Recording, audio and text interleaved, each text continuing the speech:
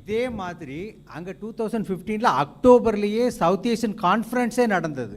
இந்த மாதிரி 150 times rain வரும்னு சொல்லிட்டு எக்ஸ்பெக்டேஷன் பண்ணாங்க. ஆனால் அப்போவும் இந்த மாதிரி மிஸ் ஆச்சு. ஏன்னா இதுக்கு ஒரு சென்ட்ரலுக்கும் ஸ்டேட்டுக்கும் இந்த மாதிரி சயின்டிஸ்ட்டு டெக்னிக்கலாக டிஸ்கஸ் பண்ணுறாங்க வைக்கிறாங்க. ஆனால் அட்மினிஸ்ட்ரேஷனுக்கு ப்ராப்பராக வந்து கம்யூனிகேட் பண்ணுறதுக்கு சென்ட்ரலுக்கும் ஸ்டேட்டுக்கும் ஒரு ப்ராப்பர் மெக்கானிசம் இல்லாமல் ஒவ்வொரு தடவையும் போயிட்டுருக்கு. அதுக்கு என்ன ஒரு தீர்வு? நல்லா கேட்குறீங்க நீங்கள். 2015 நான் போனேங்க அம்பத்தூரில், வெள்ளத்தில் நடந்து போனேன். உள்ளெல்லாம் போய் பார்த்துட்டு வந்தேன். அந்த எஸ்டேட்டில் எப்படி இருக்காங்க, எம்எஸ்எம்இ யூனிட்டுக்கு என்ன நஷ்டம் நடந்திருக்கு, எங்கேருந்து அந்த கால்வாயெல்லாம் மூடப்பட்டிருக்கு,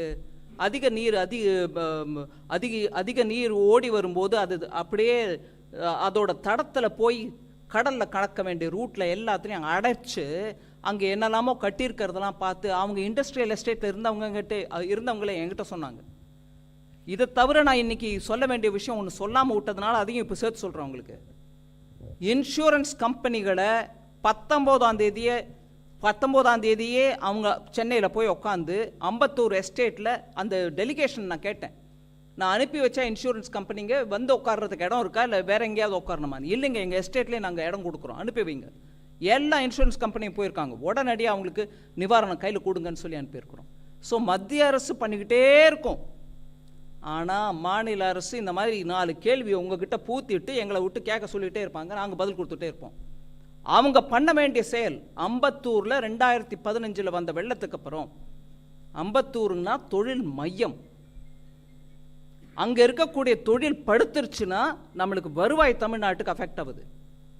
2015 வெள்ளத்துக்கு அப்புறம் என்ன கற்றுக்கிட்டீங்க பாடம்? அந்த பாடத்துக்கு ஏற்ப என்ன பண்ணினீங்க? அந்த பாடத்துக்கு ஏற்ப நீங்கள் பண்ணியிருந்தீங்கன்னா இன்றைக்கி வந்த வெள்ளம் அம்பத்தூரில் தேங்கி இருக்காது.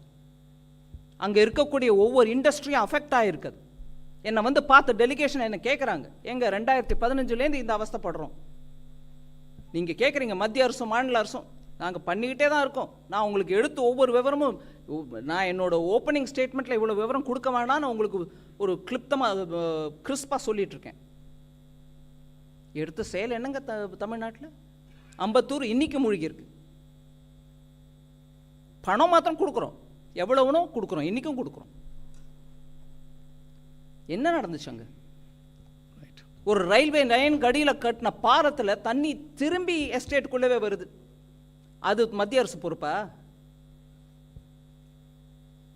அங்கே தொழில்துறையில் இருக்கிறவங்களை போய் கேளுங்க.